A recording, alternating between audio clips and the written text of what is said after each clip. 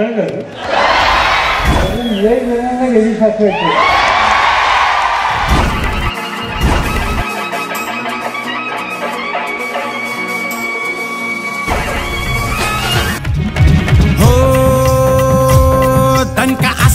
आपला भारी तुझी सरेल मी जास सारी बंद साऱ्यांची होईल बोलती आता आपलीच वाजेल तू तार. हो तडका असतोय आपला भारी तुझी सरेल मी जास सारी बंद साऱ्यांची होईल बोलती आता आपलीच वाजेल तू तारी.